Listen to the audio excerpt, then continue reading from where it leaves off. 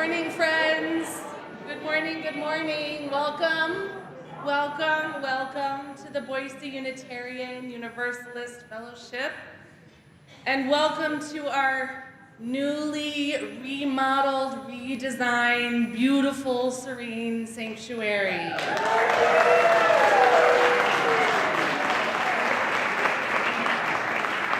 Isn't it gorgeous? It is just gorgeous. I keep gasping every time I walk into the space. It feels so incredible. And we're going to get to some celebrations in a moment, but for those of you who might be new, we like to describe ourselves as a spiritually diverse, justice-seeking religious community proclaiming the power of love at the core of our living tradition. Love of neighbor, love for ourselves, and love for our planet. Whoever you are, wherever you are in your spiritual journey, you are welcome here. Whatever faiths you have known, if any, you are welcome here. Whomever you love, however you identify, you are welcome here. Everyone is welcome here.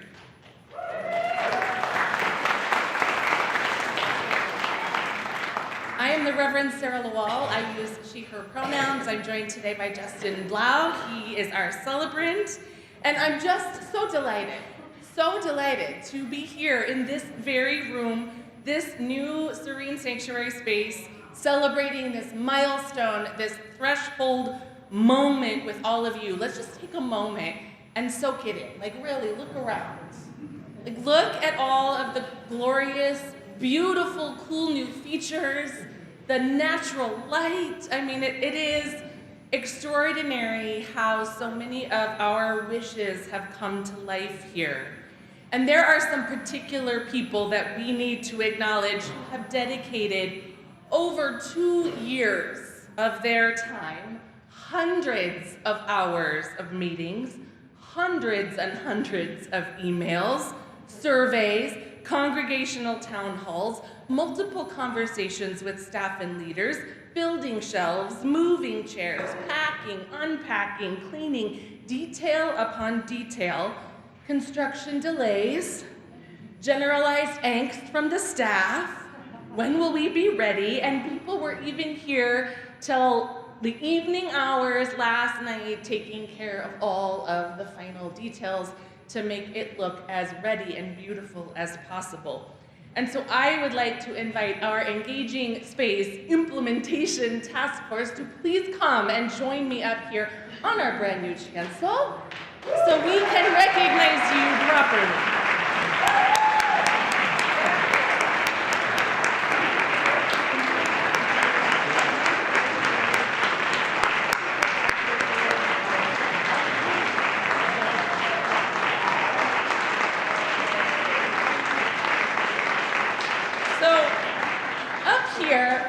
The team captain, Bob Smith.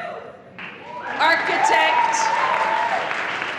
Deborah Smith and Bill Reed, but who are not with us today are Ali Gooding, Miriam Moito, and Richard Fearborn, all of whom made important contributions to this moment, this big reveal, and we have some gifts for you. Emotional.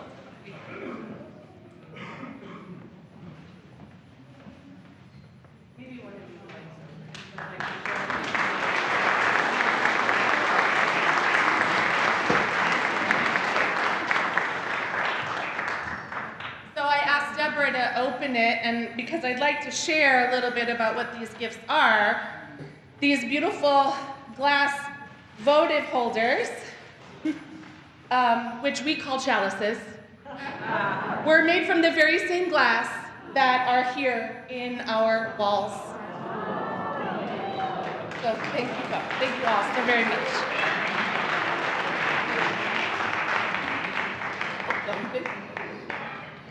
There's so many new features. I want to also thank our artists and experts who guided us along the way, our interior designer, Dara Charlton, who listened to every vision and concern and helped us come up with this. these stunning glass panels on either side here. A vision of Miriam Woido, the artistic vision, and handcrafted by Melissa Roche, who's with us today, of Fusion Glass Studios in Eagle.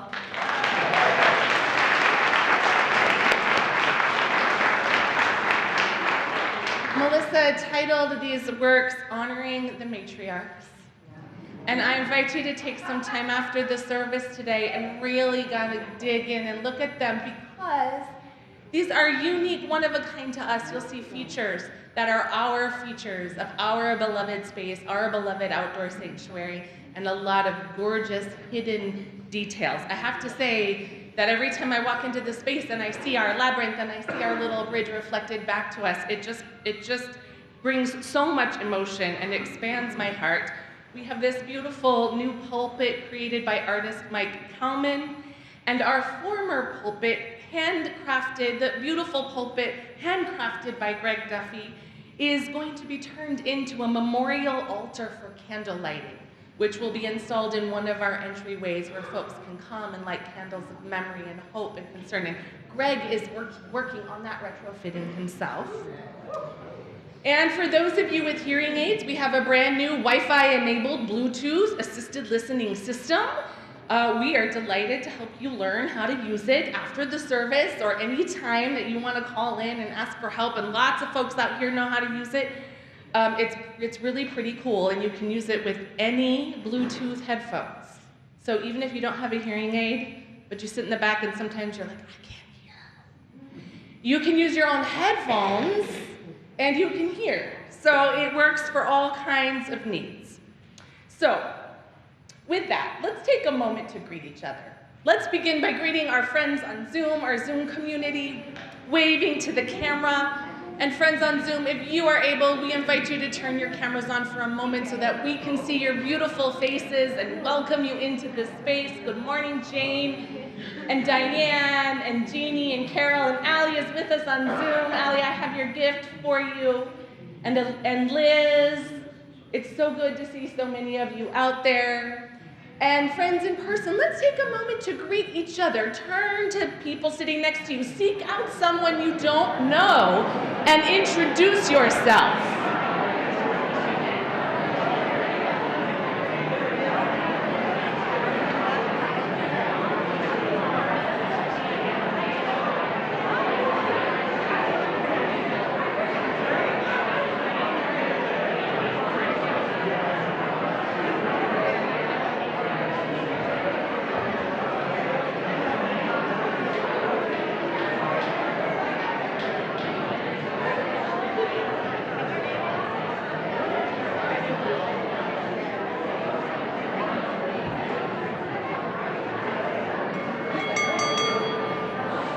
I hope you at least met one person you don't know or don't know very well.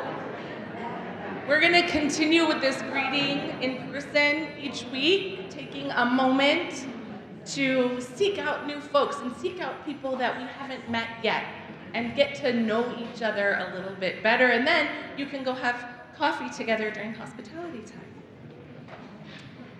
A special welcome to our newcomers, those of you that are joining us for the first time.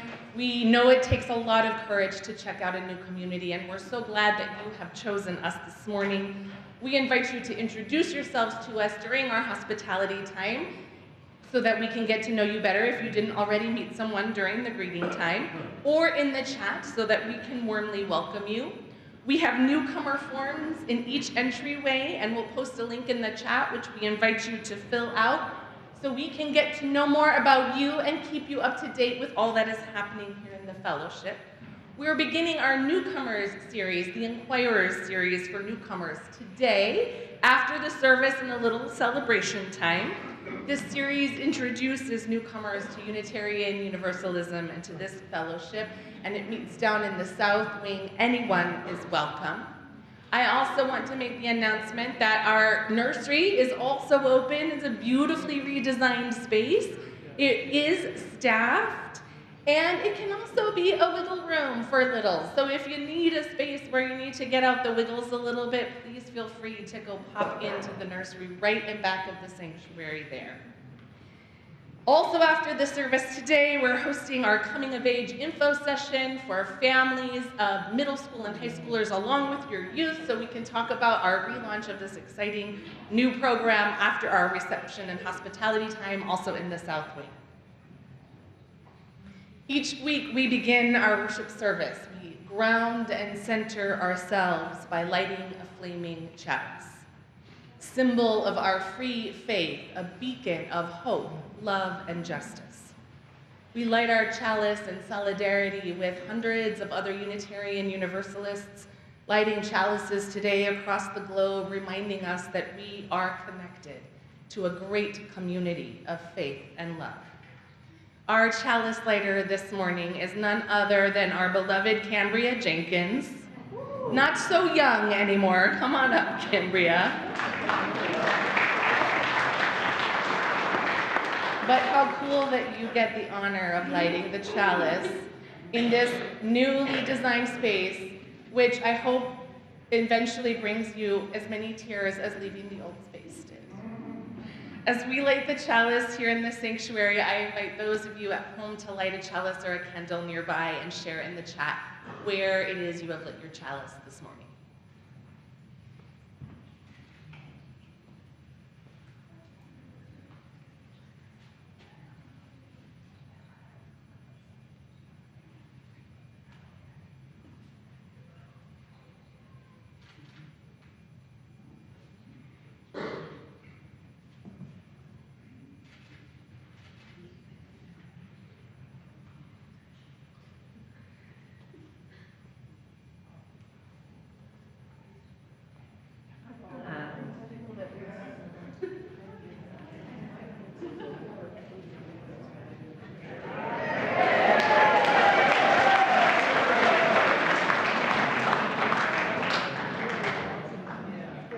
Thank you, Cambria. Beautifully done.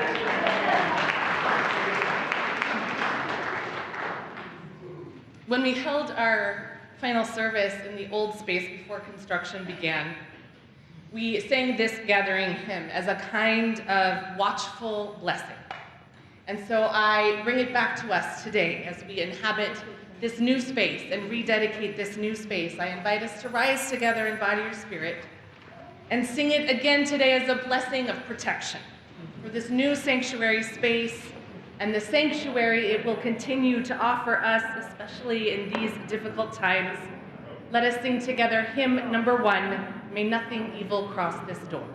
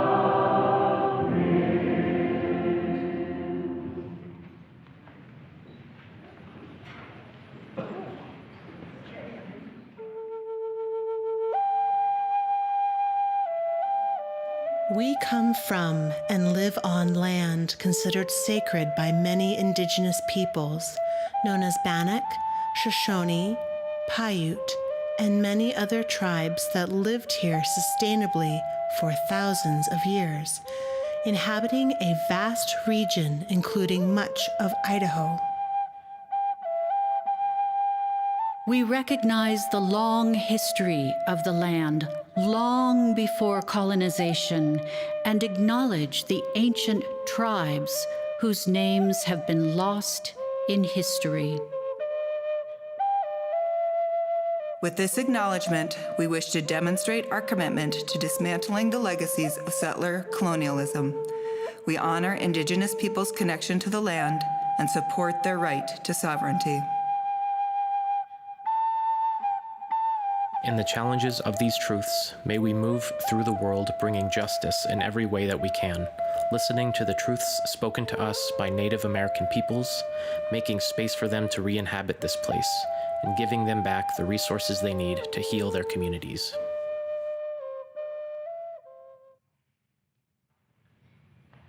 Our spiritual theme for this month of September is building belonging.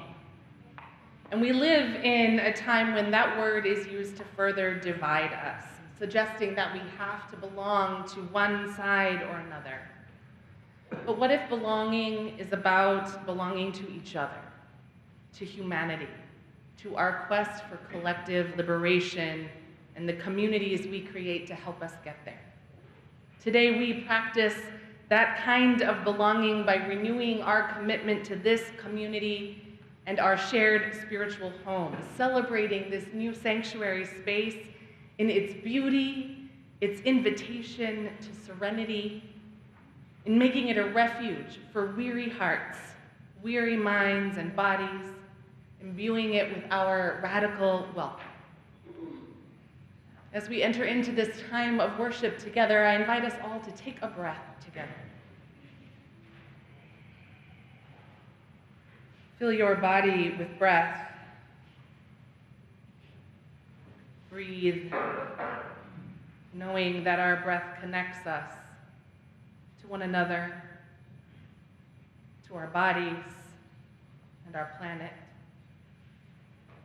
Our breath offers us an opportunity to tune in to our spiritual center,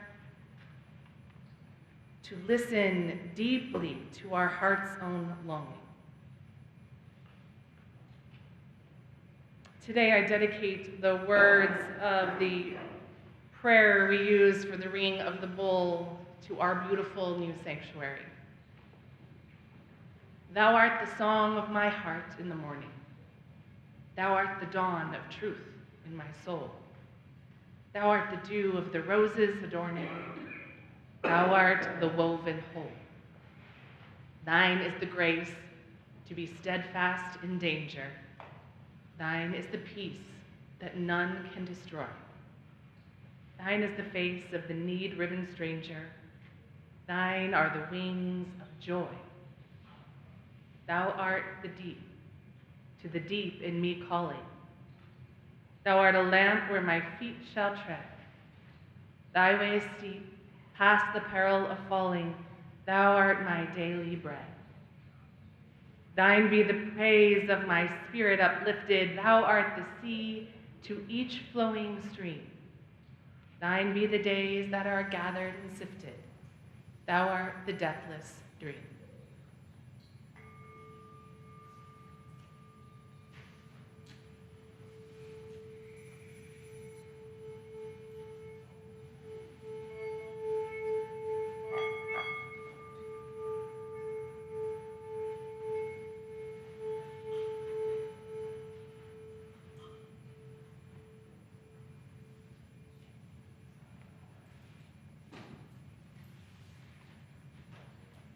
Invite us all to rise again in body or spirit to sing together our new hymn of the month from our new UUA virtual hymnal, Coming Home.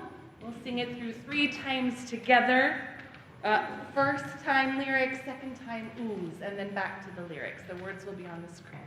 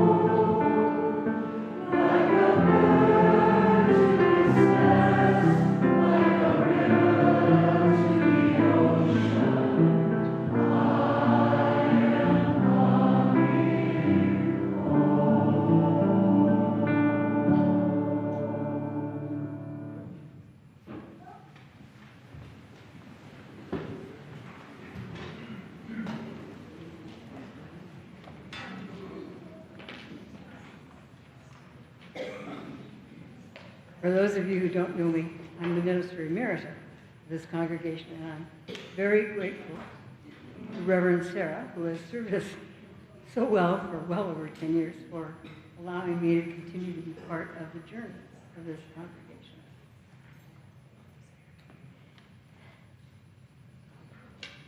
The first song to be sung in this sanctuary, in this very room, was Joy to the World on Christmas Eve, 1997. Some of you were here. Looking out at the radiant congregation, I could scarcely sing for the tears that welled up from my heart. Here we were, old and young and in between, rejoicing in our long, long awaited sanctuary. We were full of love and pain and joy and doubt and faith and hope and power, belting out the joy of community in our new home. And here we are, in the newest transformation of our home, still full of love and hope and passion and faith. Here is a rephrasing of a blessing by Father John O'Donoghue.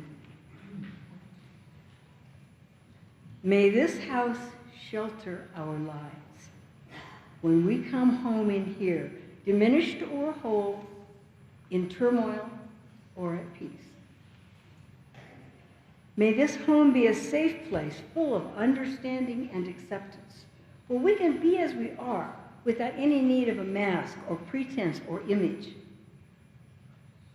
May it be a house of courage, where healing and growth are loved, where dignity and forgiveness prevail, a home where patience of spirit is prized, and the sight of the destination is never lost, though the journey be difficult or slow. May there be great delight in our home, and may it be a house of welcome. And so, here in our serene sanctuary, we once again sing joy to this battered world, and in a spirit of courage and healing and love. Come, let us worship together.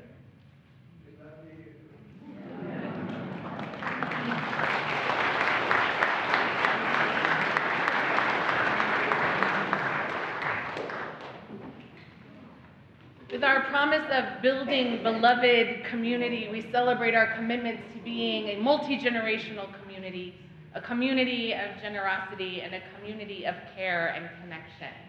So I would like to invite our children up for our first ever Time for All Ages in this new space, but I'm going to invite you to come and sit up here on the chancel.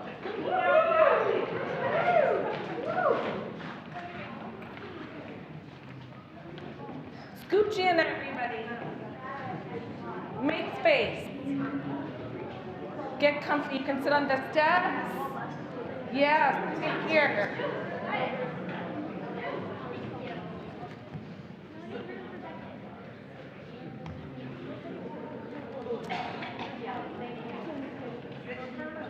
Aren't you fabulous? Do you know why we have you sit on the steps now that we have the space to do it? So our friends on Zoom can see you too.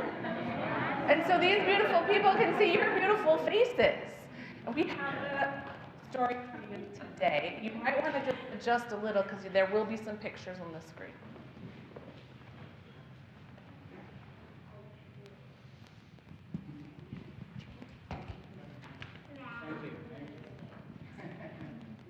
All right, friends, today I want to share a book, and Reverend Sara has the cover, and it's called Like That Eleanor, An Amazing Power of Being an Ally. It's about a girl who saw something that wasn't fair and decided to do something about it. As you listen, I'll ask you to imagine and share what you might do if you were in her place. So I got a question for you guys. Couple. Anybody ever heard of a person named Eleanor Roosevelt? What can you tell me about Eleanor Roosevelt? I've just heard a name that's Eleanor. Okay, that's a great one. Yeah, name that's Eleanor. Anybody else? Wasn't she wasn't she the first woman? Or no, it was what is it called? First lady. You're called. Yeah. Perfect. She was the first lady. Yep, the first lady. She was married to the President of the United States of America. Okay. Question number 2. What does the word ally mean? If you're allied with someone, that means you're You're on their team. You're their friend. Yeah. someone to support you when you're going through something, and just somebody that's on your side, like a teammate or something. I love that. Somebody to support you, somebody who's on your side. So we're going to talk about different ways of being an ally. It's like exactly what you said. Standing up for somebody. Sometimes being an ally is being loud, making your voice heard. Especially if somebody's being teased. It takes a little courage to be an ally, and we're going to learn about how this Eleanor found her courage. I'm Eleanor.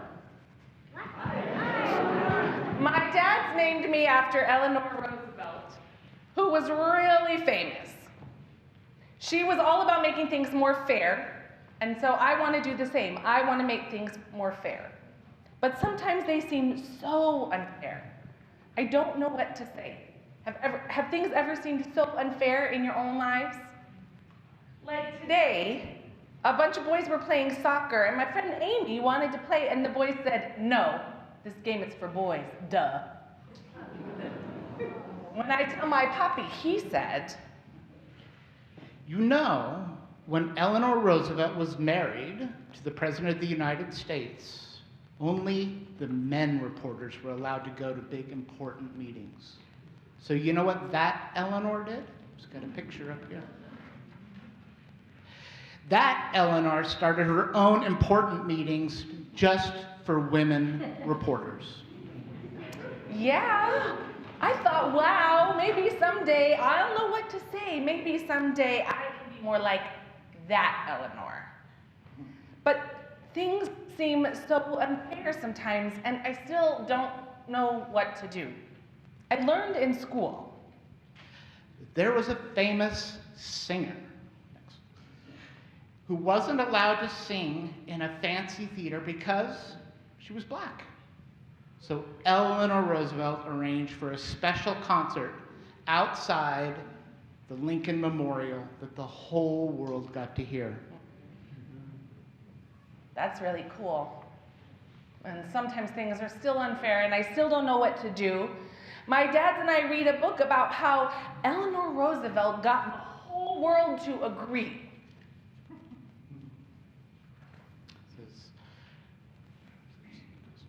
All human beings are born free and equal in dignity and rights. This is Article 1 from the Universal Declaration of Human Rights.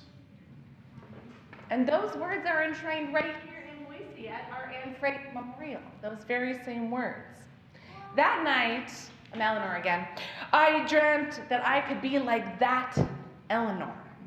The next day in class, the teacher wanted us to play a game so we could get to know each other better and asked us to line up our chairs, boys on one side, girls on the other side. I thought about my friend Star, who looks like they're about to cry. Star didn't know where to stand. Everyone seemed fine with splitting into boys and girls, but I thought that just doesn't seem fair. I thought about how Eleanor Roosevelt went to an event in a town that was segregated. The meeting was supposed to be about how to make things more fair, but on one side were the white folks, and on one side were the black folks. If she sat with the white folks, it would be like she agreed that all people should not sit together. But sitting with the black folks was against the rules. It was against the law. Yeah. Well, you know what she did? She walked down the middle aisle and pulled out a folding chair, and with everyone looking straight at her, she did something no one expected. I knew what I had to do. I grabbed my chair and I dragged it not to the girls' side, not to the boys' side, but somewhere new. Like that, Eleanor, I sat in the middle. Star smiled and grabbed their chair to join us. We don't need to be divided. Not here, not there, not anywhere. That way, the way my friends and I see it, if we're all in the middle, then we all belong. We can be an ally and work to make things more fair. So, like that and this, Eleanor showed that sometimes being an ally means making a small choice that has a big impact. When something isn't fair, if we stand up and choose kindness, fairness, and inclusion, we can help make our community stronger by making sure everyone belongs. May we all be a little bit more like that, Eleanor.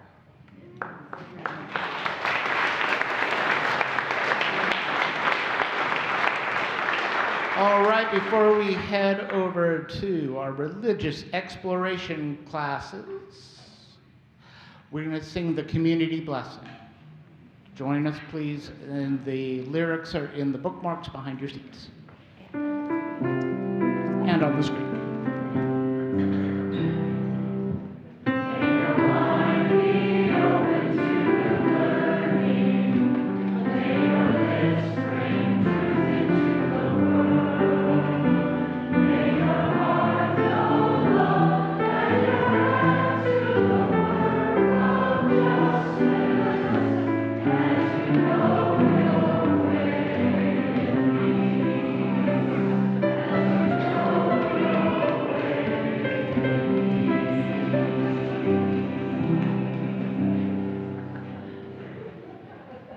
Good morning. When we give, we say yes to the natural cycle of abundance in our lives. And we say yes to building beloved communities within and beyond our walls. We commit ourselves to do the work for justice and compassion for all people and our earth. Today we share those gifts with our play partner, TransJoy Boise, as an expression of that commitment and living out our faith in the world. In this moment, there's a push to designate trans people as terrorists. It's important for us to stand up for our trans beloveds and stand up for not just trans existence, but thriving and joy. I invite the ushers to come forward. Our offering will be greatly received.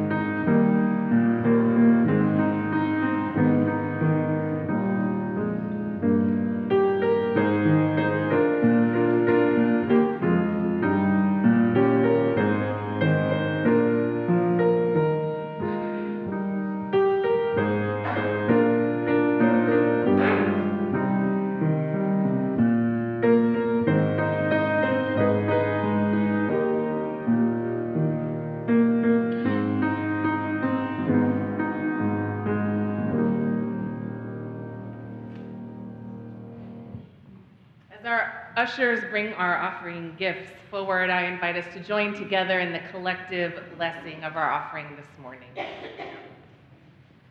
We bless these gifts so freely given.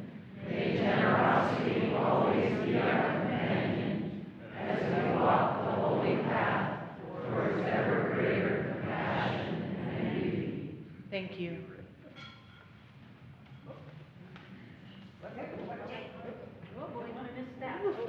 Flying money.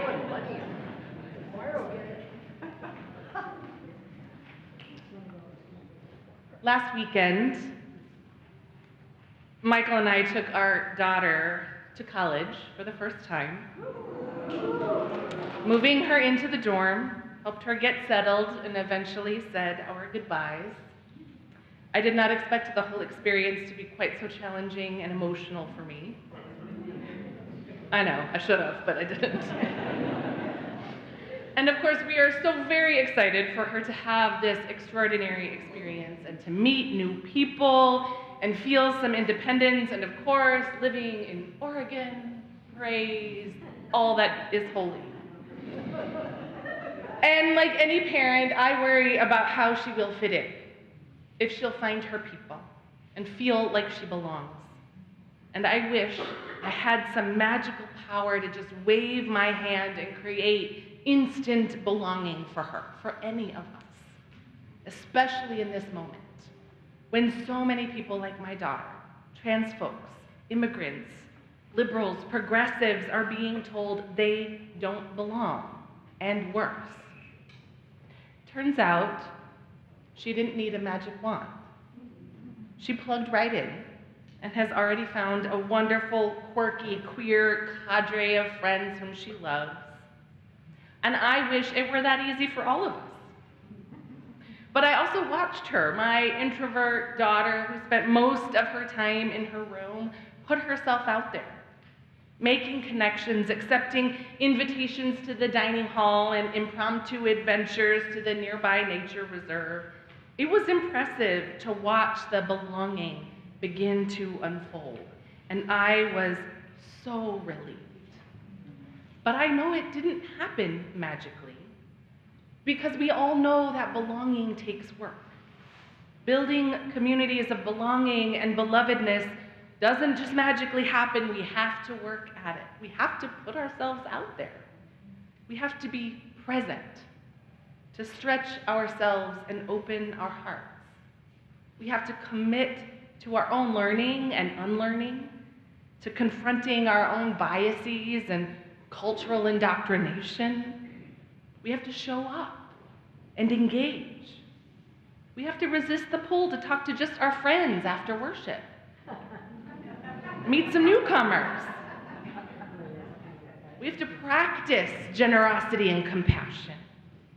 We have to practice healthy conflict and disagreement.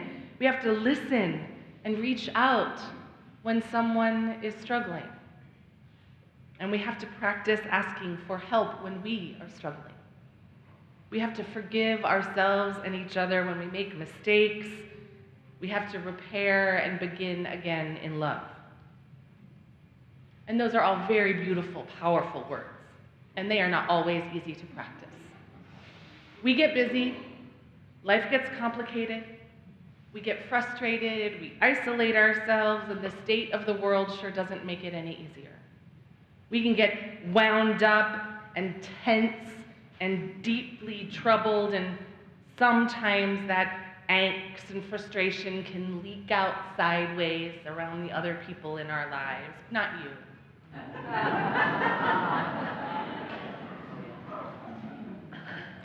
But we are a covenantal people as Unitarian Universalists. The very heart of who we are is about the promises that we make to each other and to ourselves about what kind of people we wish to be. One of the very bedrocks of this faith tradition is that we have always been non-creedal. We do not require any specific test of belief or proclamation of faith. Instead, we create covenants that express how we wish to be with one another, how we will show up for each other, for our community, for humanity. And covenants are always aspirational in nature, recognizing that it is natural for us human beings to fall short and mess up, and that it helps to have language to turn to that invites us back into right relationship with one another. It might be a little bit like the dorm suite agreement our daughter and her roommates were asked to create together to help understand how to better live with one another. And we make covenants all the time. Our kids make them in religious exploration. We have them in our adult religious education classes. The board has its own covenant. We create covenants in small group ministries. Our shared Unitarian Universalist values are covenantal expressions of who we are. And this congregation has its own covenant, created by a task force some years ago. I want to share with you some of the language of that covenant. You can find the whole thing on the website. That's what it looks like there.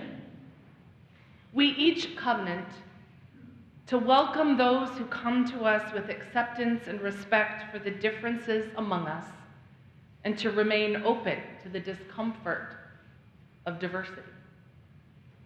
We each covenant to be our authentic selves, remaining open-hearted and to listen fully to others. We covenant to consider the potential results of our words and actions before we speak or act. We covenant to act with kindness, cultivating warmth and joy while seeking to promote justice, equity, and compassion. These words are a beautiful roadmap toward building belonging and belovedness. They remind us to center our relationships with one another over personal opinions and disagreements or ideas about how things should be done. Any good therapist will tell you that the cycle of any relationship, individual or communal, is one of harmony, rupture, disharmony, and repair, and back to harmony again. And that cycle repeats over and over again to varying degrees over the lifetime of a relationship. And this fellowship, in its 70-plus year history, has had its fair share of ruptures and disharmony, disagreements, and conflicts that have led to hurt feelings and fractured relationships. Beloved leaders have left. Other beloved leaders have died. But what has become most apparent to me this past year is that in this very moment, when the world outside these walls is experiencing near constant rupture and disharmony, you are doubling down on building belonging and belovedness. You are centering harmony and repair when it is needed. Just like we sang in our gathering hymn, "May nothing evil cross this door," we are working so hard to hold love in, to build a community, a sanctuary, a spiritual home that will keep hate out and withstand the battering of the storm. And it has been incredible to watch and to get to be a part of this. Working toward the goal of creating this serene sanctuary space has been very much a part of that. In articulating our vision for what this sanctuary redesign could be, we offered you these words during our capital campaign. More and more as society becomes further divided and the forces in the world around us ignite our reactivity and anxiousness. This was before the election, remember?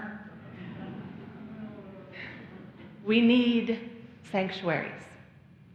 We need spaces of refuge, beauty, and peace, spaces where our whole bodies and spirits can settle and cultivate groundedness. It's more than mere aesthetics. It's about creating the vessel for potential transcendence and transformation. When we launched our capital campaign more than a year and a half ago with the theme, Building a New Way, We invited ourselves to imagine a new way of going forward, reaching for some audacious goals. And here we are, with a new environmentally sustainable HVAC system aligned with our carbon neutral goals, a much needed fund to help us address long-term maintenance, and this beautifully redesigned, serene, spiritual sanctuary space. This has been an extraordinary endeavor, fueled by your generosity and joy and deep commitment from so many leaders to help get us here. But this project actually began long before 2023. Even before 2018, when we presented a new strategic plan which pointed us in this direction. This campaign, this journey we've been on, goes all the way back to the turn of the 20th century, when Unitarian minister, the Reverend Carlton Brown, who was pastor of First Unitarian Church in Helena, Montana, came to Boise in 1899 to conduct the first services of Boise's liberal church at the Sona Opera House. It was reported in the newspaper. There it is. Among these words, he spoke to the crowd as he described the nature of this faith. He said, "These churches have no creed to which they ask assent, but throw open their doors to all who will join them in the search for truth and the helping of humanity." 1899. A few years later, a small group formed a congregation, stating these words as their bond of union. Love is the doctrine of this church, and service is its law. This is our covenant, to dwell together in peace, to seek the truth in love, and to help one another. These are familiar words. They have been used and adapted and spoken as covenants in so many Unitarian Universalist congregations and worship services across this country, and we have used them as a decorative quote on our wall. Love is the doctrine of this church. The quest for truth is its sacrament, and service is its prayer. Several years later, in 1907, the congregation had grown, slowly building their community of liberal-minded freethinkers. They purchased land in hopes of having a permanent building. And to help raise funds, their minister at the time, the Reverend John Mitchell, appealed to the National Alliance of Unitarian Women in Boston, well known for their fundraising and support of such endeavors. Now, I've shared this letter with you before many times over the years because it's such a beautiful and important piece of our history. And because Reverend Mitchell's words remain so powerful and prophetic in this moment we are in, they are worth repeating. They are worth holding up as our guiding light to remember why this community matters, why belonging matters. Here are some of his words from that letter. "I am therefore anxious, intensely anxious, to make the Boise Church the headquarters of a grand missionary enterprise. Think of it. Our church is the only church of the liberal Christian faith in this great empire state. The most very cruel notions of religion prevail throughout the state. Unitarians are regarded as infidels and as enemies to the Christian religion. I am sure there is no place in this great country of ours that is worthy and needs so much help as this vast missionary field, having Boise for a center. Oh, this work must not fail.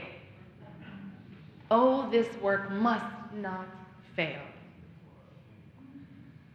Well, Reverend Mitchell, this work has not failed.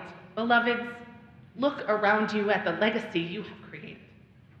Not just the beautiful spaces inside and out, but the heart and soul and joy and strength and love and hope you have put into them, despite the very cruel notions of religion that continue to prevail throughout this state.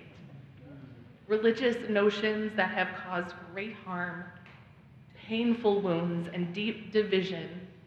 You have not given up. You have persevered. You have nurtured and tended this vast missionary field with so much love. I've begun to understand that the kind of belonging we are building requires our hearts to be wide open.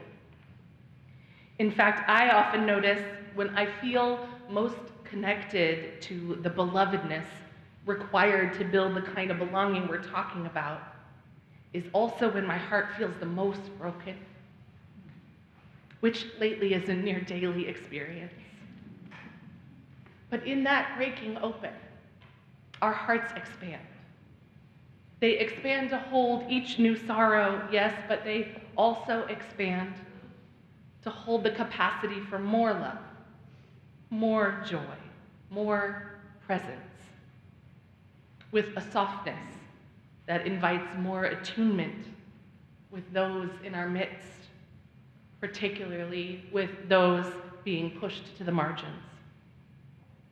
The power of a broken, open heart allows a deeper connection with ourselves, with others, with that divine spark of the universe, creating a shared humanity and a sense of belonging and belovedness. That is what we are building together. But in order for this community and our work to survive well into the next century, oh, this work must not fail. We must never stop building new ways of being in community and living out our values within and beyond our walls, building pathways and opportunities for belonging for those who seek us, those already in our midst, and for ourselves, and building belovedness everywhere we go, so that when people walk into this space, they don't just see beauty and serenity and peace and love, they feel it everywhere, oozing from the walls, the music, the lights, our words, our hearts are beautiful, hopeful, joyful, broken open hearts filled with love. This is what we are building together. May it be so.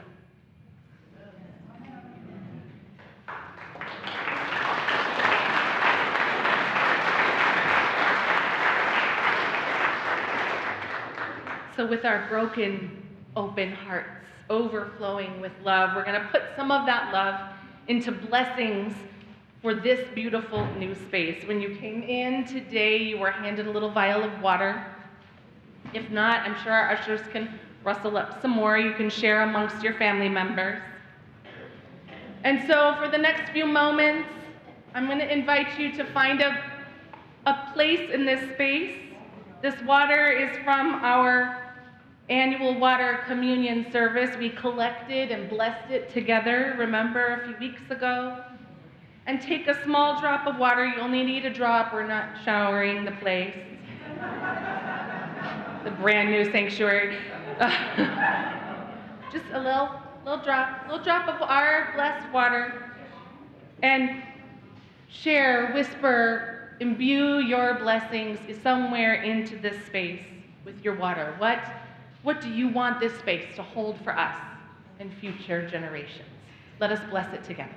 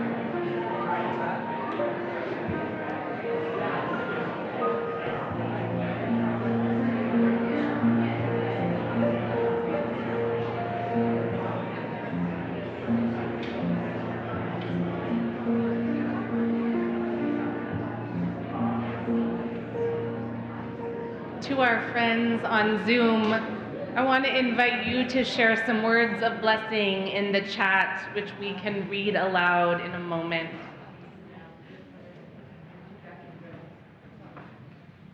That was beautiful.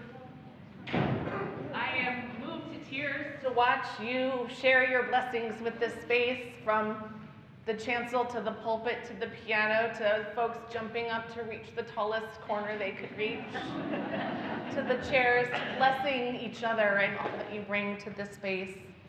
You have blessed our beautiful new serene sanctuary individually. Now we invite you to share in our collective blessing, adapted from the Reverend Amanda Poppy. After each line of the blessing is read, you're invited to respond with these words. This is the home that love made. Let's try that.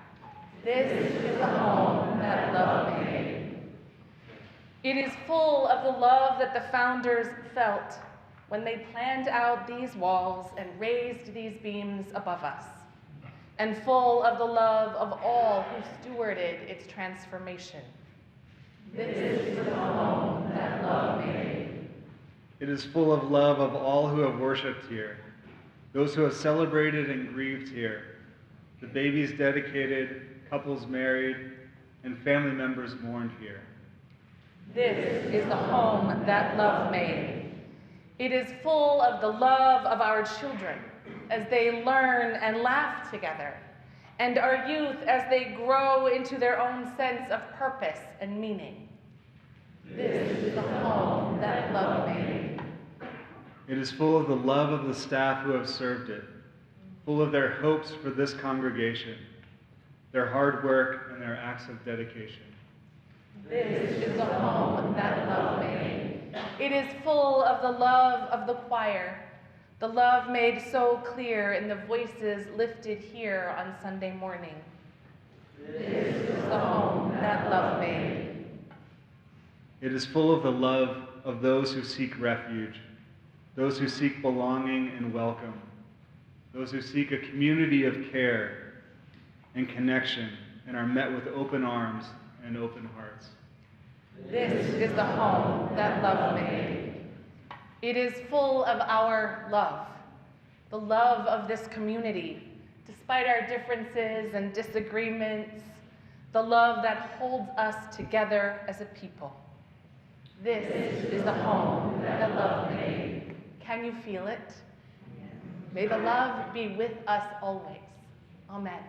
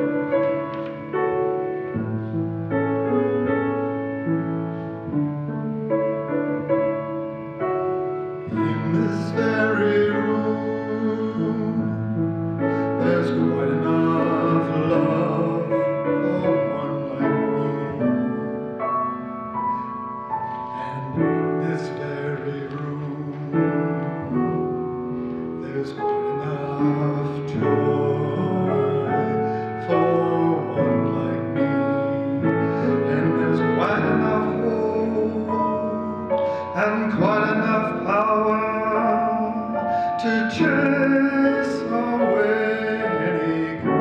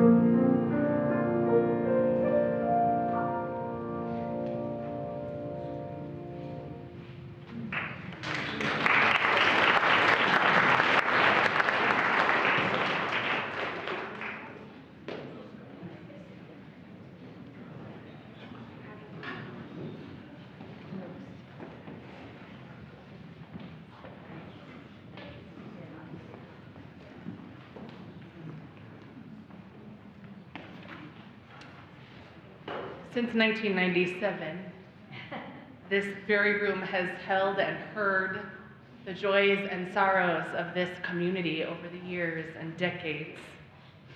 And we take time to acknowledge the joys and sorrows among us, to remind us that we belong to one another, and to receive the blessing of this community. Through that sharing with one another, we forge deep bonds of connection. Today we share with you these joys and sorrows. In addition to the joy that we sent our daughter off to college, she also turned 20. I can't decide if it's all a joy or a sorrow. I want to share the joy. I know some of you got to experience it last week, but the joy about our newly rehabbed playhouse because of the Girl Scout project from Elaine Pope that she just finally presented to the congregation. So she is going to get that wonderful badge, and it is such a beautiful book and story and project that she did. Quite a joy for this community. And Michael Howard shares his mixed feelings, perhaps. He is having heart surgery this Friday. Michael, we hold you in our thoughts, our hearts, and our prayers. If you are holding someone in your heart this morning, I invite you to speak their name aloud, write it in the chat, into this community of love that we might hold them with you.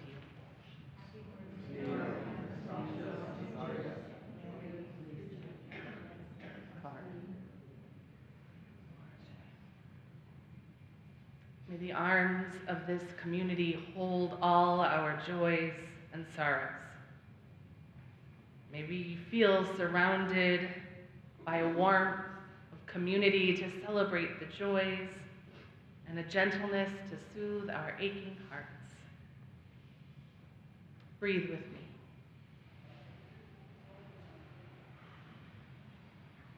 Breathe with this beloved community filled with loving kindness.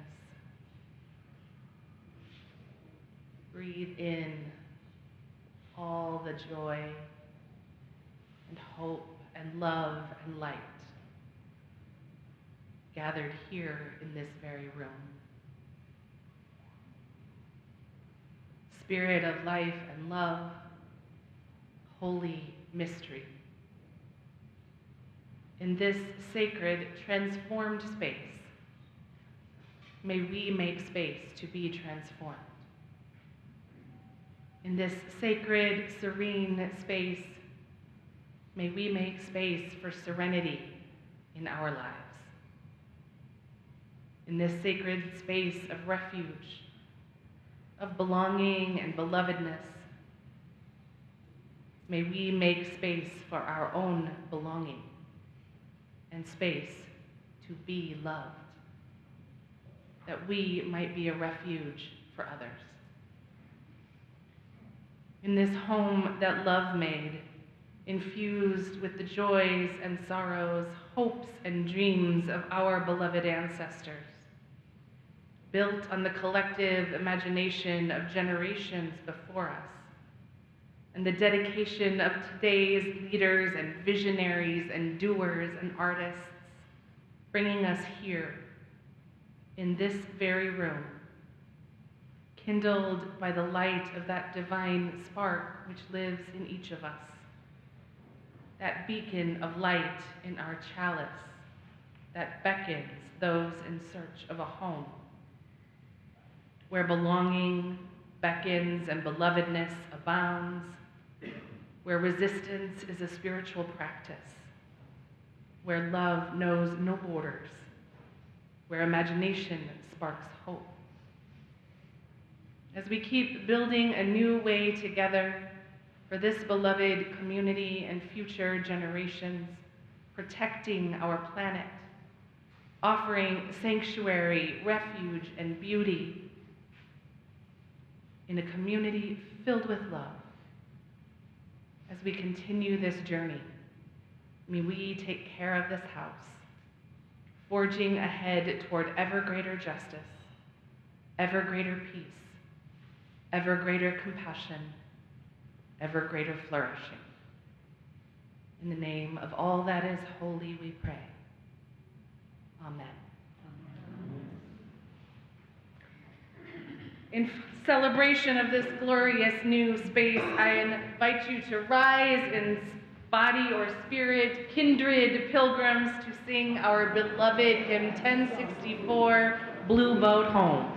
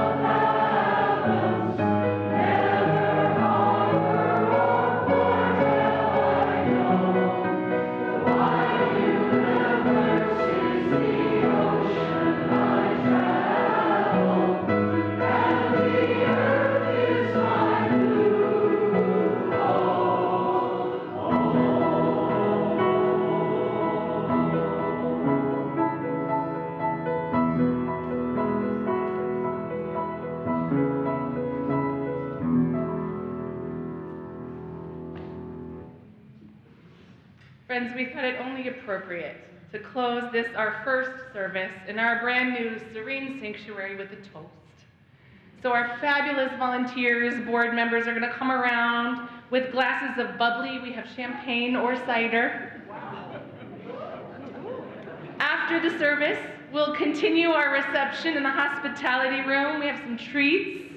We encourage you to grab your coffee and treats though, and come back to the space and really look around and soak in all the beautiful details. Some of our engaging space task force members will be on hand to serve as docents for our new space, to show you some of the cool features and the hidden details and answer whatever questions you might have.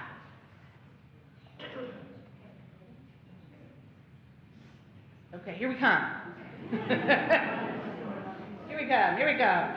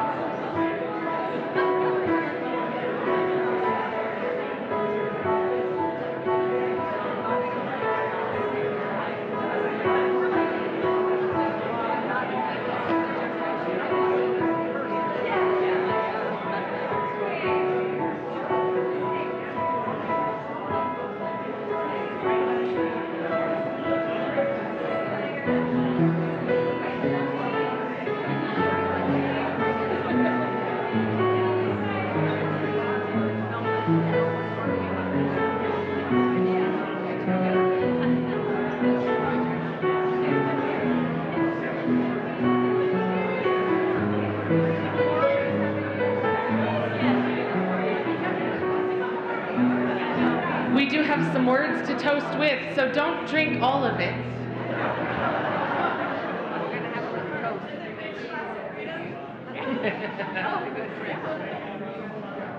I know our fabulous, amazing volunteers are getting around as quickly as they possibly can to each of you. So our toast will take a minute. Who's still missing Bubbles? Raise your hand, Bubbles. You're missing some. Okay, little crew over there. All right. And one over there. We'll get you. Turns out it takes a little bit of time to get 215 people served in one space.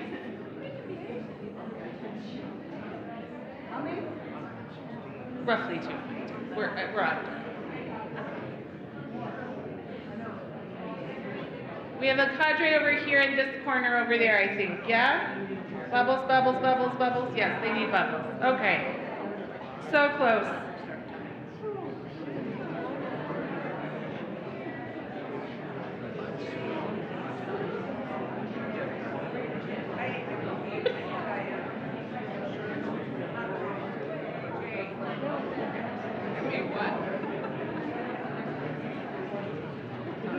Hey, if you do not have bubbles, raise your hand in the air so our volunteers can bring you some.